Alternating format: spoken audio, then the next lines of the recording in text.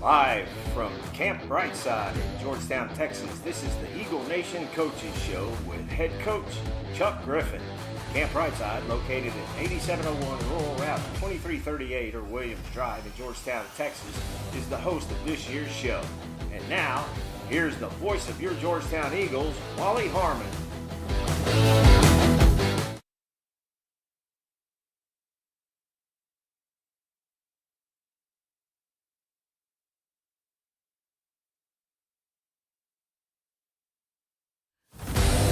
Live from Camp Briteside in Georgetown, Texas, this is the Eagle Nation Coaches Show with head coach Chuck Griffin. Camp Briteside, located at 8701 Rural Route 2338 or Williams Drive in Georgetown, Texas, is the host of this year's show. And now, here's the voice of your Georgetown Eagles, Wally Harmon. Visit Camp Briteside and enjoy great food and drinks in our rustic dining room or on the huge covered patio. Camp Briteside is not just great food and drinks, but unmatched atmosphere that includes outdoor games, a wiffle ball field, and outdoor stage. Camp Briteside is located at 8701 Ranch Road 2338, Williams Drive, near Ronald Reagan.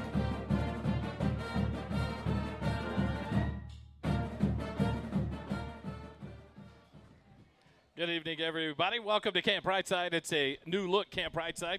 It's because we're indoors tonight. It is a Eagle Nation Coaches Show, live here on a Wednesday night at 6 p.m. or whenever we were ready to start. So we'll start it now. How about that? We're live inside Holden. David England with me tonight. It's a trio as Kelly's still in Michigan away from us. It'll all come to fruition on Friday night. But a big win on Friday night. The Eagles stay undefeated in District 3-0. After a big win over the Rouse Raiders 35-33. And we'll get to talk to one of the impact players in that ball game, in a young man named Adrian Provo, who blocked a couple of extra points that ended up being the difference in that ball game. But a big win for Georgetown to stay undefeated, and what a matchup it sets up with an undefeated in District Eastview Patriots this weekend. Yeah, this past game against Rouse was super highly contested. Georgetown started off really fast in the first half, and then the second half, Rouse fought all the way back, and ultimately Georgetown needed that game-winning drive, those first downs to really seal it in the end. But it was a heck of a ball game, heck of a game to watch. But like you mentioned, all eyes now to this Friday, the big rivalry against Eastview. But the one thing you had to do, Dave, is take care of business each and every week. Coach talks about that week after week after week. It's an opponent. It doesn't matter the name on that jersey, on that helmet, on that school. It's the next week's opponent, and the players have to be prepared for that opponent.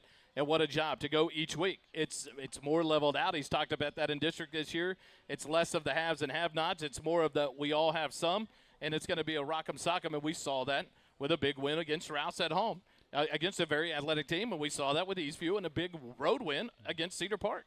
Yeah, so Georgetown, it was a very emotional game, especially towards the end, because it was a lot of back and forth, a lot of ups and downs, and a very challenging game for us at home. Rouse really is a good team. I was talking to Coach Bond on the sideline. He said they shouldn't be 0-2. They're very close losses, and so that was a very good challenge for Georgetown. And to be able to come out of there with a win, you know, being on the sideline, I get that perspective, and I was watching Coach, and it was just a big relief getting that win. And, you know, that was a challenge. That game, Rouse brought it, and but Georgetown Eagles, they always step up, and a lot of phases of the game really did well. Holden and I were talking about the defense and how that one drive for Rouse, it's very interesting. A lot of perspective. I love listening to Holden in his commentary. And a thing that this team has done the last 2 weeks especially is the three strands. That offense, defense, special teams has stepped up, each taking their own part of the assignment and doing their jobs, and a big one this last week to get that win. So Georgetown sits at 5-1, 3-0 in district play. Friday night, it's back at Birkelback, but the fans for Georgetown will be across the way in the visitor stands. It is a home game for Eastview, and expect a big crowd.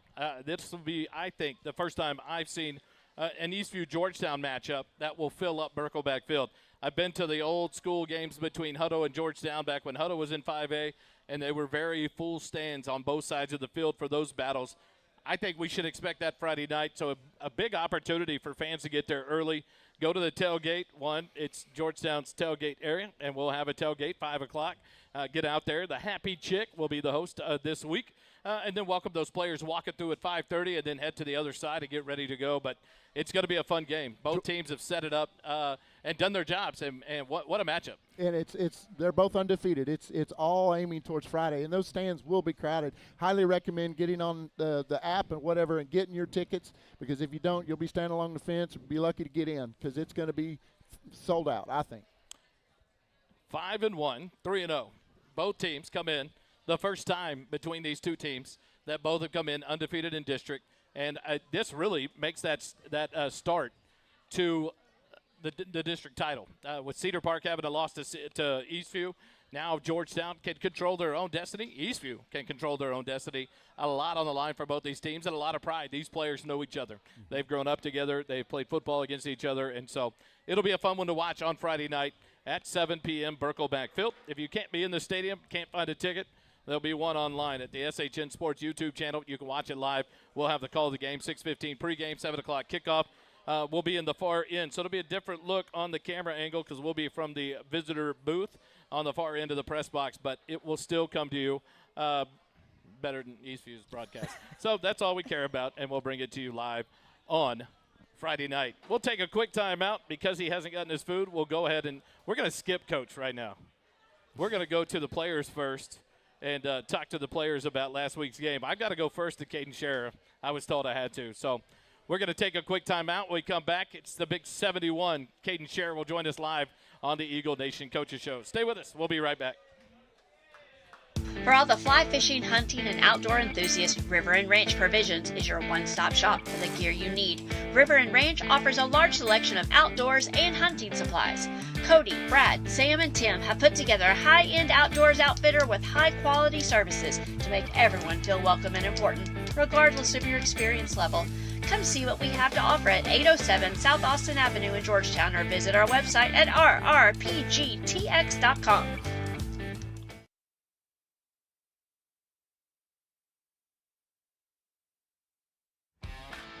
Visit Camp Briteside and enjoy great food and drinks in our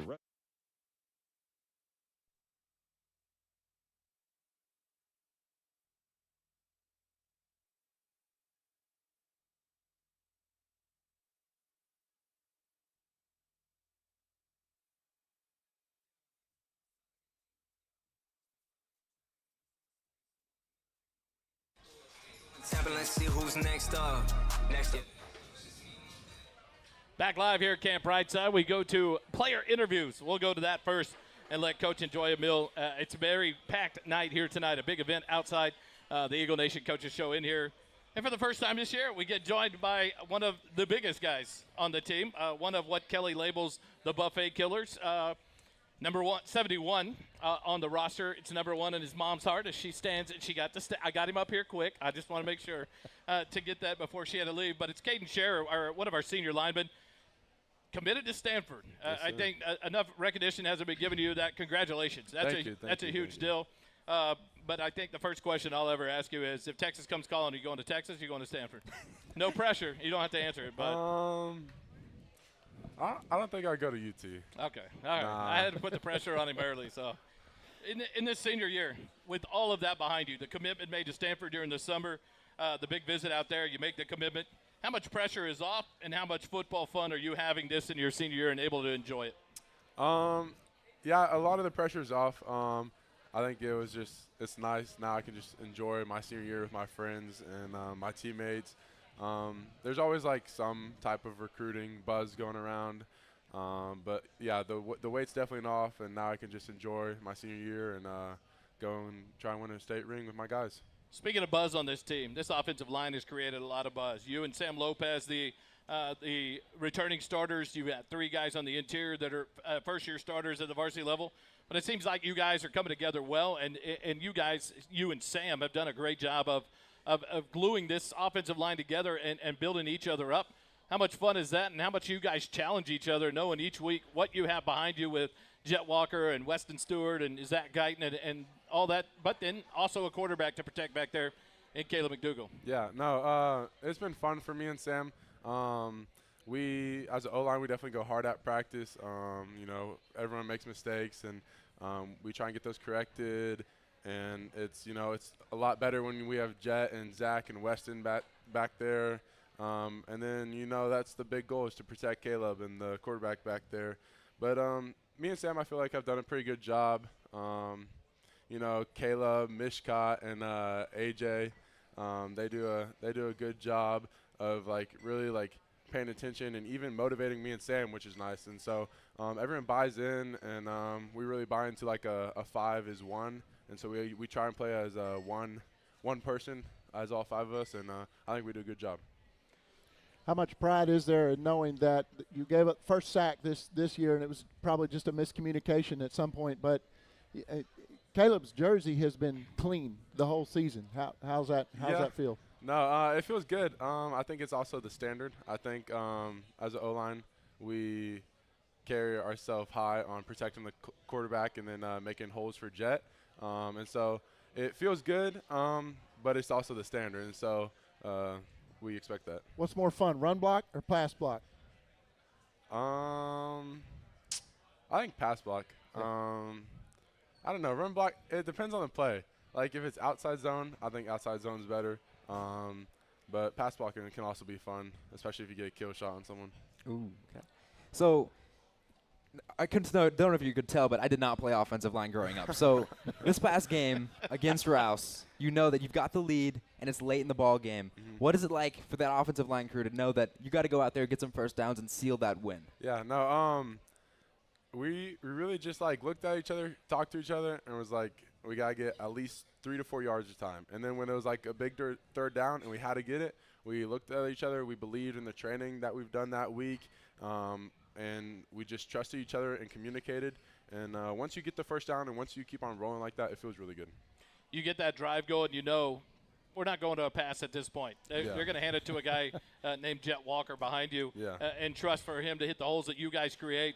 How much fun is it then knowing, hey, we're all going, this unit's going forward, and we're going as far as we can towards that end zone to eat this one up? Because once it started rolling, it seemed like it started rolling for you guys. Yeah, no, it feels great, especially when, like you said, we get the first few under our belt, and then we realize, okay, it's up to us. We're getting it going.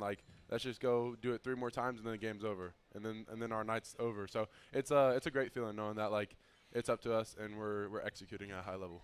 As one of the returning starters on the varsity offensive line with Sam, what are you guys doing to prepare the next group of offensive linemen they're going to replace?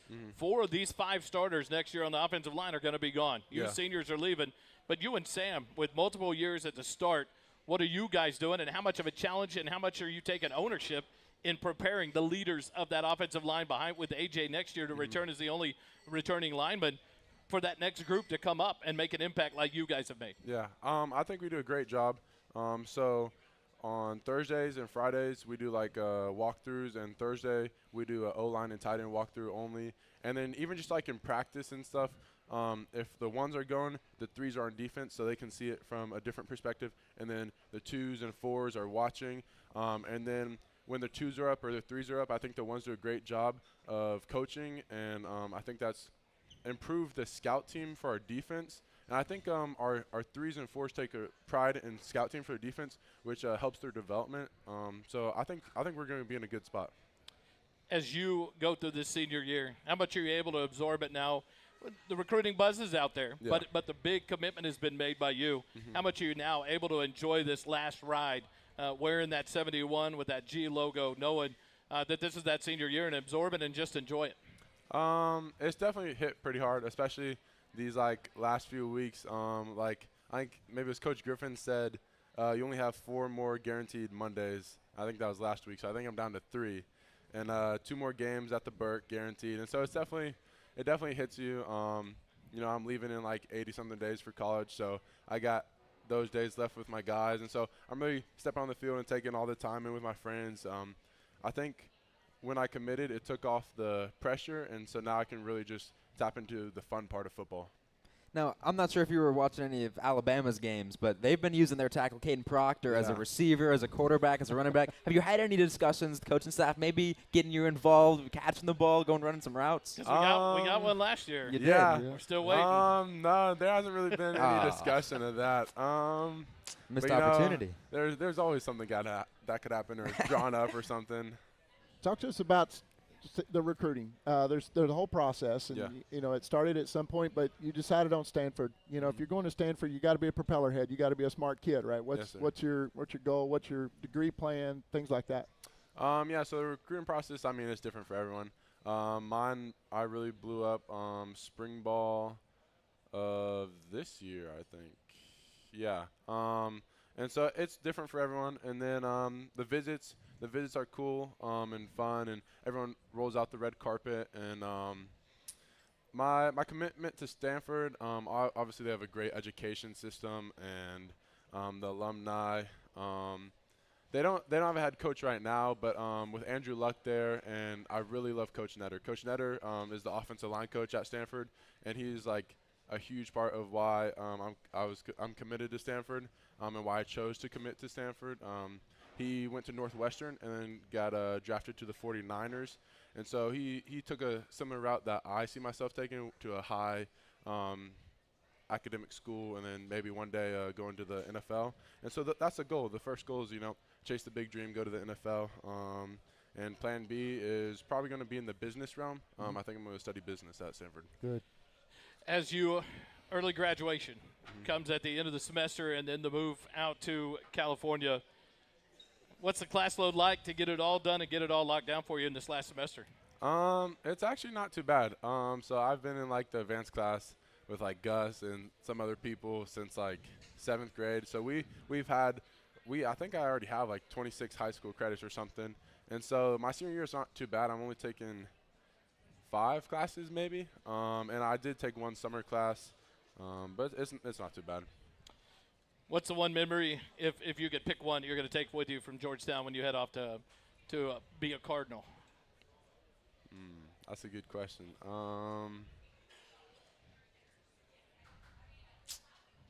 I think just like Friday nights in general. After a win, or like the pep rallies, and then having the breakfast tacos in the morning, and then winning and having Gandy sing the song, and then celebrating with the guys, and then going out to Whataburger. Like the whole Friday night, like just Friday in general at Georgetown, is something special. The only thing we request is once it gets bigger and bigger into future realms of playing, to come back, remember us. Of course, come of chat course, with us. of course. It'll be fun Yes, to sir. talk and reminisce about back when you were a senior in high school and still bigger than everybody. Yes, sir. If your mom played football, what position would she play? My mom. Take a second. Think about this. Choose your words carefully.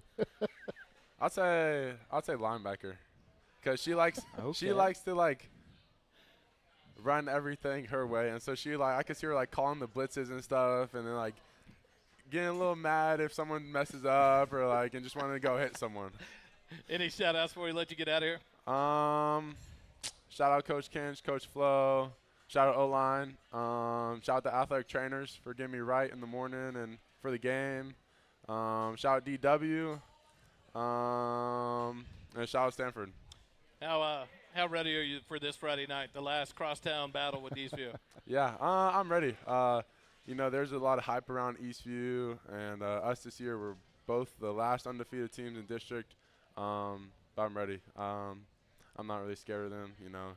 Eastview's Eastview, and I think we got it. You grew up with a lot of them. Do you know a lot of them on the defense side? On the defensive side, I know a few. Yeah. I know Jelani, he's their safety. Lord, he's their corner. I know one of their D linemen. I know the linebacker. So yeah, I know quite a few. I know more on the offensive side, like Cormick and some of their linemen. Gotcha.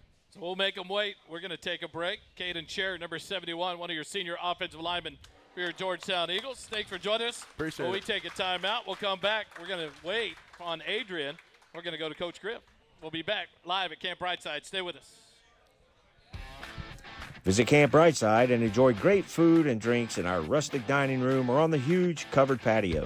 Camp Briteside is not just great food and drinks, but unmatched atmosphere that includes outdoor games, a wiffle ball field, and an outdoor stage. Camp Briteside is located at 8701 Ranch Road, 2338 Williams Drive, near Ronald Reagan Boulevard. Camp Briteside is the host of the Eagle Nation Coaches Show each Wednesday at 6 p.m.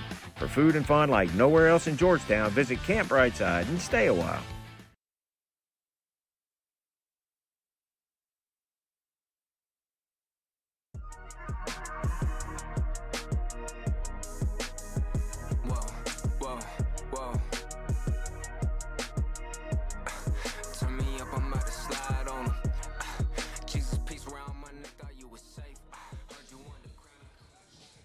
Back live here at Camp Briteside. Just like tonight, we're changing it up. Back to the players we go. Number 98, 6'6", 6'7". What is it? 6'6". 6'6". It's number 98, Adrian Provo. And I tell you what, I can't remember it on the sheet that came out.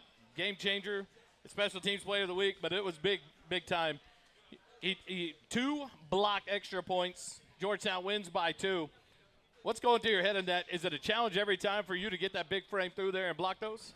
I take it as a challenge every time because my coach, well, I'm not starting, so I feel like that's the best opportunity I get at playing time, and so I take it very seriously. In a game like that, especially at the end of that, the win is over. You guys are sitting there. You go through you kind of go through it mentally. You talk to your teammates. You celebrate this 35-33 win. You stay undefeated. How much pride, how much fun, how much excitement was in there in your own mind and your own excitement of it, knowing that those 2 blocked extra points made that difference in that ballgame? Well, I'm going to be honest, I was more shocked because I was like, wow, I got 2 in a single game. But I think going through my mind, I was just happy because I knew we won, I knew I made a big difference, and I knew I helped where I could.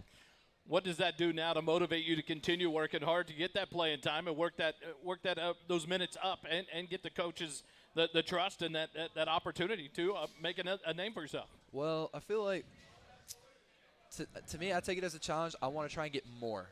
I'm honestly trying to set a school record before I have to leave so I can get that challenge down to other people. So that way that gives them a purpose and that gives them hope. So how many more do we need to set the record? I talked to one of our offensive coaches. He said if I block even 5, it doesn't even matter what they are, just 5 kicks, then I got it. So we got it on the countdown. We're going to keep an eye on it. In a play like that, when this team talks about all year long, they've been talking about the theme is 3 strands. How big is that for a couple of games ago, a couple of extra team special team errors, mistakes, whatever you want to call it? But then the last 2 games, the special teams have stepped up to make a complete change to force problems within the game, in the kicking game, in the punting game, with Westfall's punting, and then in the being able to block extra points. How much pride does the special teams group take in that to get better and better so each part becomes just as important as the other?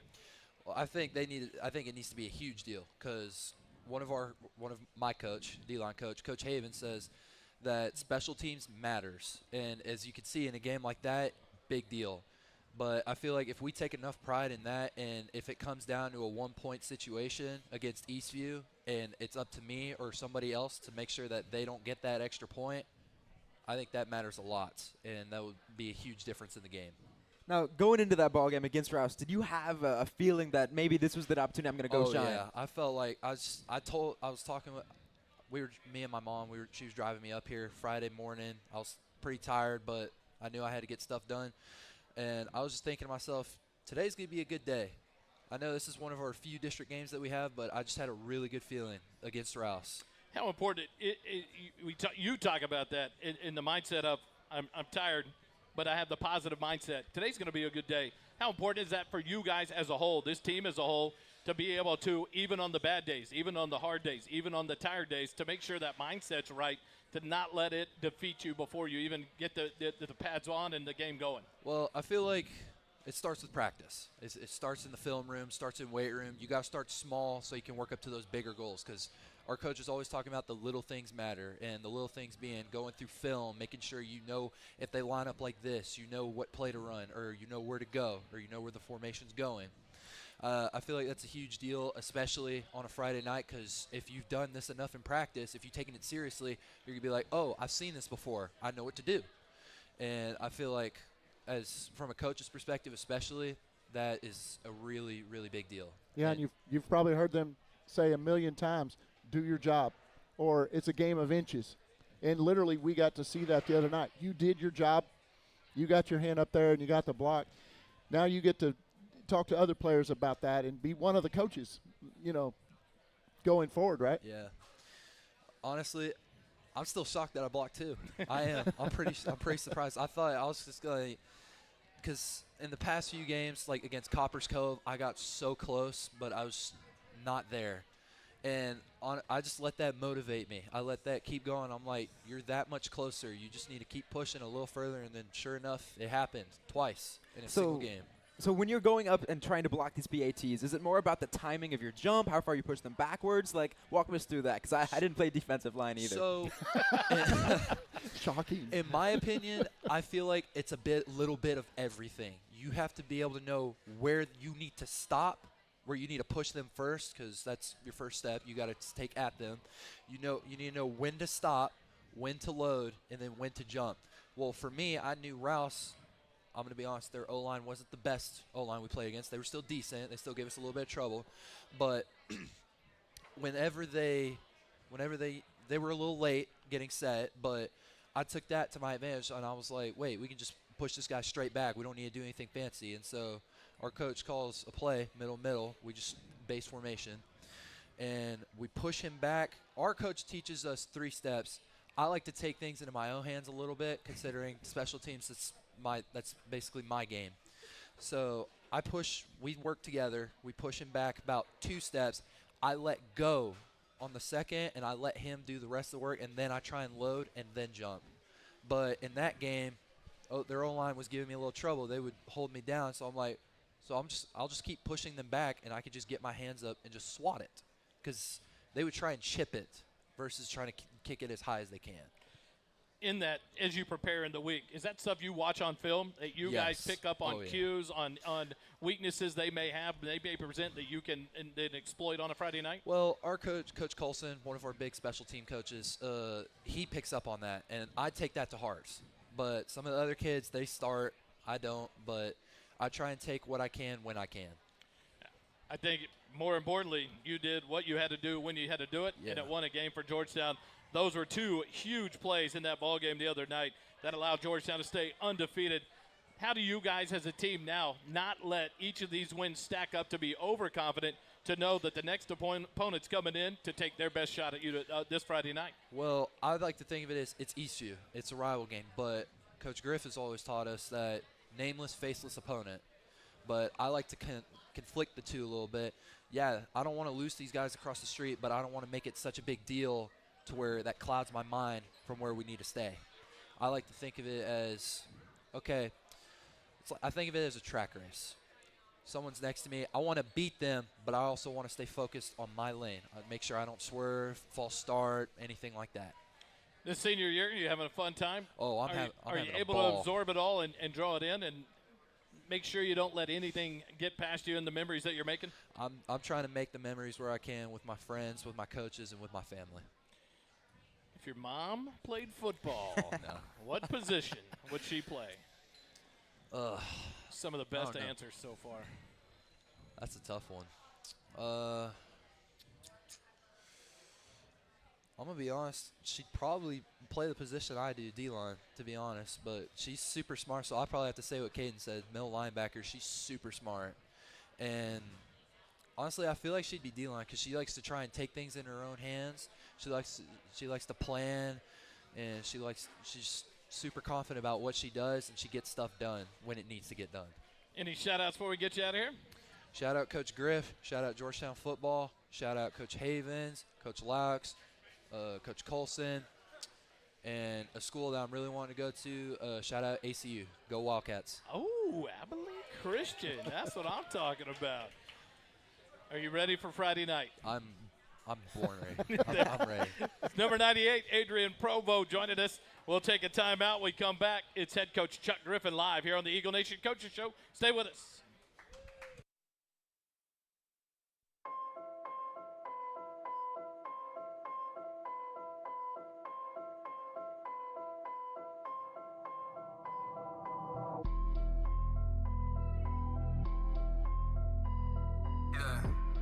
Double barrel with the word. Ay, if y'all ain't with it, y'all ain't hear me in the first place. Independent, they gon' sign you in the worst way. And I know you only out there with a church stay. ATS collected, we gon' get it at the birthplace. Got called, had to answer with the worst say. Spirit from meeting, so I took the mic to praise Jay. See what he do in my life, yeah, from the third day. No sleep, but new highs, the red eye. Eyes red from nice wind, I stay tied. No high and no lie. Back live here at Camp Briteside. We are indoors tonight with the Eagle Nation Coaches Show, and now we went in reverse order tonight. Everything was thrown off, so why don't we just change it all? But we get Coach Griffin up here. Coach, 3-0, a big win over the Rouse Raiders. We got to talk to two big impactful players on last week's game in Caden Scherer and Adrian Provo. How big is that? How does that help concrete what you coaches say constantly? Each facet of the game is super important for us to be successful. Yeah, I mean, that's kind of been our motto this year is 3 strands, you know, and we talk about that from individual, right, but we also talk about it from a team aspect, whether it's offense, defense, special teams, whether it's our players, our coaches, and our parents, you know, branching that thing out. But, you know, I'm just proud of our kids and the way they're playing and what they're doing. So, sit at the top of the district standings with Eastview at 5-1, 3-0, but 3 challenging games by different facets. An athletic team in Leander that gave us different looks here and there. An athletic team in Chaparral, but we outclassed them in ways, and everybody came together. But then a Rouse team that will come out and fight you from the first snap to the last snap. That is unbelievable that they're 0-3. How big is that to help continue to prep this team that every team is capable in this district this year? Yeah, I think you'll find our district's not so top-heavy or bottom-heavy this year. It's just kind of everybody's on the same playing field. And Rouse is a really well-coached football team. Coach Mann does a tremendous job. And you know, those guys are ready to play. London's a great quarterback. And, you know, and so, man, our kids did a great job handling that. You know, and it's good to win in a game like that that's tight and have to kind of defend your lead at the end, you know, and of course we'd like to have scored one more there, but then the end of the fourth quarter, it's not about scoring, it's about keeping the ball, you know, and that was kind of the last 4 or 5 minutes of the football game. So that was really important, and to have to win one like that is big. You know, we beat we had to drive down and score to win against Coppers Cove, but then to have the lead and defend it is really big too. And how big is that to be able to trust your running game that, you know, hey, we've got one more possession to run this clock out. We're going to have to pick up first downs to burn their timeouts and to have the confidence in that running game with the running backs that we have to be able to do that and build the confidence in these guys. Yeah, I mean, it's huge. You know, our offensive line did a tremendous job. You know, Jet did a tremendous job there at the end. And also Weston and Zach just throughout the game, you know, and they've done a great job all year. So, you know, to have the ability to do that and finish the game is an awesome thing. So, does it build a confidence in these guys to go from, like Coppers Cove, you had to take that last drive and put it on the board to win it. Now you have to take the ball and maintain possession to win the ball game, to maintain that lead. How does that help this team get ready for these matchups they're facing? Just winning in different ways. You know, our opponents, we still got tough games to play. So, you know, and hopefully we'll secure a playoff spot and we'll have some tough playoff games to play. And so just figuring out ways to win. You know, we've won big. We figured out how to win one from behind. We figured out how to hold on to a win and just continue to do that and continue to grow as a team and getting better. You know, go ahead, hold. I was going to say, so building up to this Eastview week, obviously the rivalry game, but you don't really like to upplay that to the sense that you get the team kind of outside of their usual game plan. Yeah. How do you go about that in the locker room throughout the week, trying to make sure that they're settled in and ready to play at their level? Yeah, you know, we honor the fact that it is rivalry week, and we talk about that, you know, but then we move on to the idea that it's just a nameless, faceless opponent. It's the next team on the schedule, right? So we're going to have another tough game the next week, right? And we're going to have another one the next week. So, like, don't put all your energy and effort into you know, to beating the crosstown rival. Put all your energy and effort into being a better Georgetown Eagle so that you win the football game on Friday. And, you know, we talk about it from that standpoint of, man, I've got to win practice today.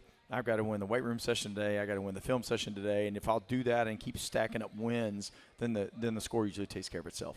You know, from a sideline perspective, I'm very fortunate. I get to kind of see a little bit more side of you that we don't always talk about. But I'm going to talk about what I saw when the clock ticked 0. It seemed like a huge relief. And now I really understand because analytically, you're looking at the whole season. Yeah. And to get this win was big, especially now. Sure. What we know now is that Eastview's undefeated. So talk to us about that. You know, well, Rouse was our target game. We always find a game every year that we think, hey, this is a team that we need to win to secure a playoff spot.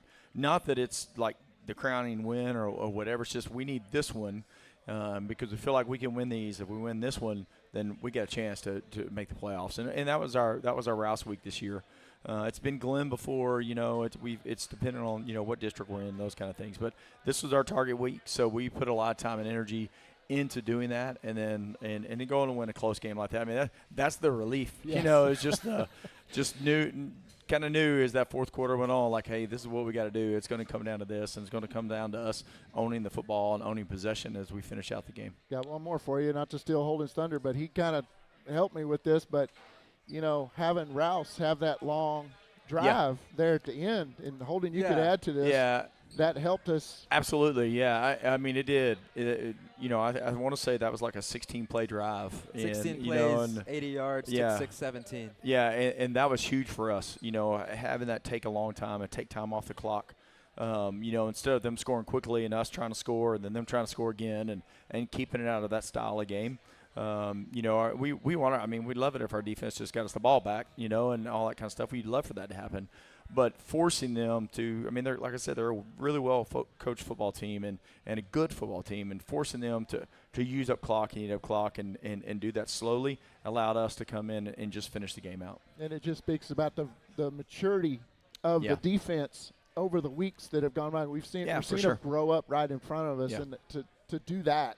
Yeah, that helps seal the deal. Yeah, absolutely. Yeah, for sure. That helps seal the deal for sure. And we know it's nameless, faceless opponent at this point. It's about getting wins, getting to the district championship, to getting to the playoffs.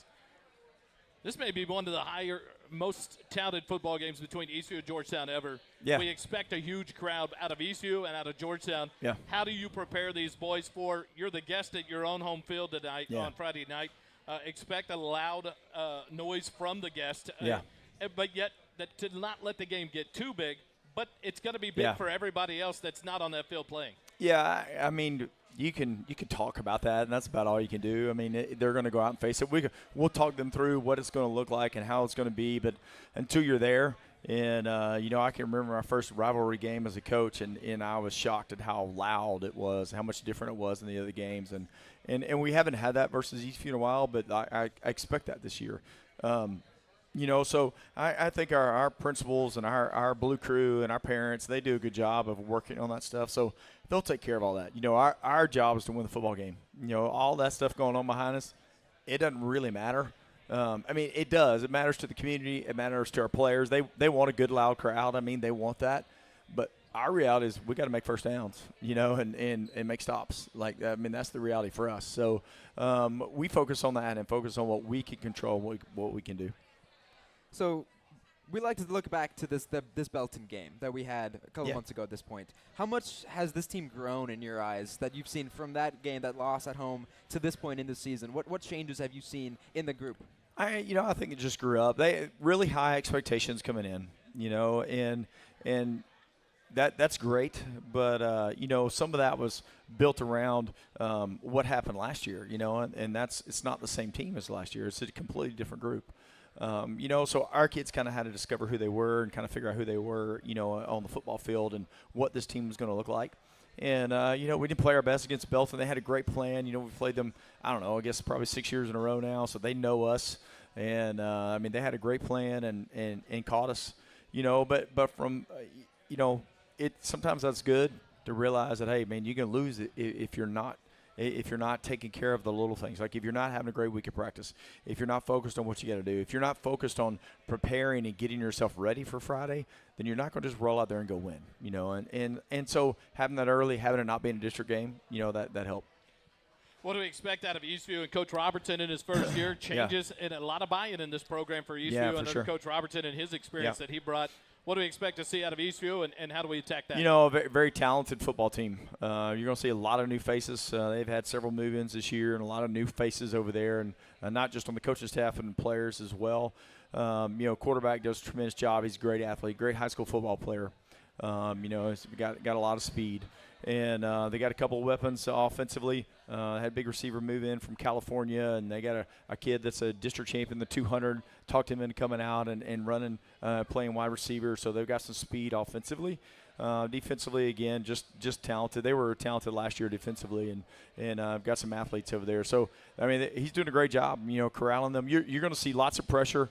If you remember our days of playing A&M Consolidated, that's where he was the defense coordinator last. And, very aggressive defensively. They do lots of stuff. They're bringing people from all over the place. So you're going to see a lot of that. And then, they're going to try to run the football and then throw it overhead every once in a while. And, they're not super complicated offensively. They just got some really good players. Any reflection you did this past week on the question we asked last week that you didn't want to answer? Oh. if Mrs. Coach Griffin was playing football? I don't know. My immediate response was going to be that she's a tight end, but I figured people might take offense to that. So, here's the funny thing is I told my boys about that afterwards, and I think she's pretty mean if you cross her. So she might have to be a linebacker. She might have to go play defense. And then tonight she didn't even hear us. She didn't. She was talking to another coach's wife. She's busy. Goodness. He answered the question. I don't remember. You'll have to find out. It's Coach Griffin here live on the Eagle Nation Coaches Show. We'll take a timeout. We come back. Offensive, defensive trivia tonight. Heisman Trophy winners is the subject for tonight. And, of course, we have some of the brainiacs of the team ready to go. Quick timeout. Back at the Camp Briteside for trivia in just a minute.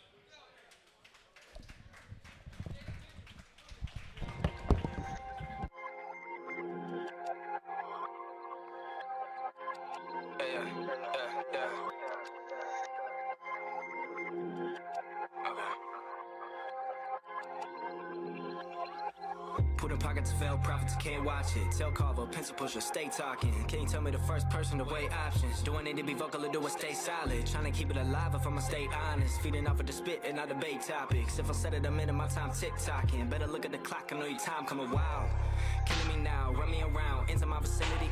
You looking like a brother, wanna get a lesson of style. Me, I'm making my decision for the piece of the crown. When they try to put me up, always pulling me down. Spin a little rather just throw me off of the sound. I've been at it for a while, coming easy and now ain't gotta worry about applause, I can do without. Strength to power, blessings hours, give you flowers. Never know the time or hour, death is sour. Milk spilled, clouded cowards, rotten power, leaving it to be devoured. That's the uppers down and you can scream louder. No one talking sheep, they want a grain of towers. Get a bigger head so you can puff up prouder. I'ma keep my peace and rest on my voucher, ayy. I've been stuck in my ways, I've been moving sideways, I've been needing my space, nah, I've been keeping my pace. I've been stuck in my ways, I've been moving sideways, I've been needing my space, nah, I've been keeping my pace. I've been trying to develop in my style. Heard the Haitian things pop ears and gone rounds. Those sounds and no heads started coming around. Co-signed the co-air, the co-open accounts to bounce the town. Wicked found to break ground. It's like the dividends depend on young mouths to spit trauma and false models. The game's down. Taking the young rapper to gray mouse. So I can be around the soul. What they reap in the game wanna keep my soul. If you seen what I seen, then the scene is old. You gotta pump fake streams just to get the gold. I knew that so. Better I'ma break the mold. While they fishing for attention, I'ma ride the boat. Deep in, deep down, I'ma make it known. I'm rising up for a change, I'ma take us home. We got to go, following the narrow road, it's lock and load. I'ma let the spirit go and stop to go. Talk to I'm pawn unknown, ain't a king without a kingdom, and I know I'm woe. And to the ones who been blaming, and to the ones who been hating, and to the ones who been claiming Christ and standing right, no they can never take your life. I've been stuck in my ways, I've been moving sideways, I've been needing my space, yeah, I've been keeping my pace. I've been stuck in my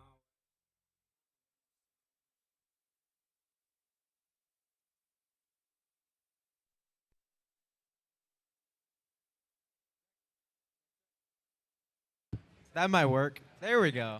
Now y'all can hear me. All right, I'm going to step up because I've got the questions and I don't want them to know them. But we have a lot of the players snuck out early because of the confinement inside. But we have to go across and introduce. We got defense. They leading it so far, 3-2. But they got to introduce themselves, name, number, and position. Jackson Bates, 24, safety. Caleb McDougal, number 12, quarterback. Caleb Hennessy, number 55, O-line. All right, here we go. First question. Can't read it with my glasses on. Number one, who are the two freshmen to win the Heisman Trophy? Johnny Manziel and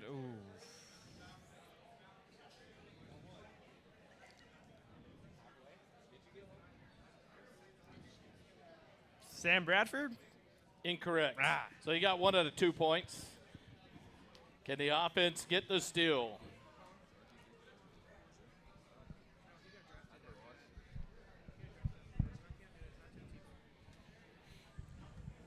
Came out with the heat. Tough one. That would be easy. Only 2 guys won it that are freshmen. Yeah. Yeah. Herschel Walker. No. Oh. No. But they don't know it. Jameis Winston. Jameis Winston. Question number 2. This is a 2-part question. 2 points as well. They got 1 point. Defense has 1. The 2019 Heisman winner had the largest margin of victory. Name the winner and the runner-up. Joe Burrow. Correct. Trevor Lawrence. Incorrect. Jalen Hurts. It was. Jalen Hurts. Okay. Good stuff. The difference was 1,846 points, but I wasn't going to ask that. Number 3, who won the 2024 Heisman? Travis Hunter. Travis Hunter. Genty robbed. So it's 2-2? Let's see what Gentry's doing this year. He's not doing much. All right. What universe? This is several-part question. That's 2 parts. What university has the most Heisman Trophy winners with 8? There are 3 universities with 7 each. Name them. But it's 2 parts. The university with the most, and then the next 3 that are all tied with 7. USC. That is correct. For the most one? They are the most. All right. USC. And then there's 3 schools tied. Texas. Incorrect. Incorrect. But it's 3-2 right now, points wise. Any idea? You got 3 of them. You just need 1. Nope, they get a chance first. They get a chance first. Alabama. Incorrect. All right, those 3 schools are Ohio State, Oklahoma, and Notre Dame. Yeah, Oklahoma got like 4 in a row. Who is the only? This is the last question, Okay. and it's now 3-2. Who is the only player to win the Heisman Trophy multiple times? That was a hand. I don't know. Oh, I got this one. It's the 74 guy. Archie. Say it in the microphone. You should know this one. You should know his last name. Archie Griffin. That is correct. Now, makes it 3-3. If you can name the 2 years, you win it. 74 and 75. That is correct. 74 and 75. So the offense takes it 4-3 on that one. So next week's trivia is. That was a good topic. Next week's trivia, offense gets to pick, and now it's tied 3-3 overall. NFL MVPs or Super Bowl MVPs. Which one?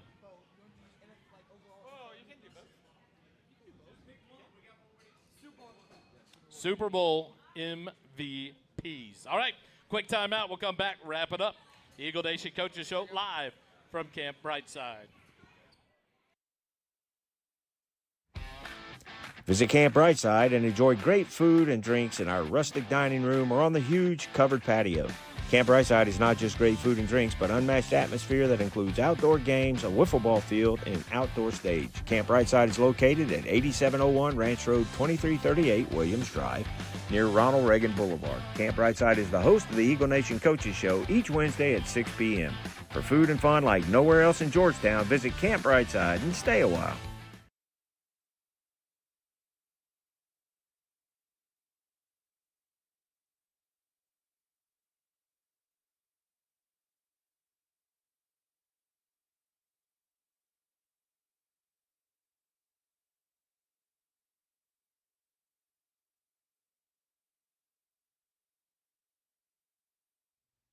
For all the fly fishing, hunting, and outdoor enthusiasts, River and Ranch Provisions is your one-stop shop for the gear you need. River and Ranch offers a large selection of outdoors and hunting supplies. Cody, Brad, Sam, and Tim have put together a high-end outdoors outfitter with high-quality services to make everyone feel welcome and important, regardless of your experience level. Come see what we have to offer at 807 South Austin Avenue in Georgetown or visit our website at rrpgtx.com.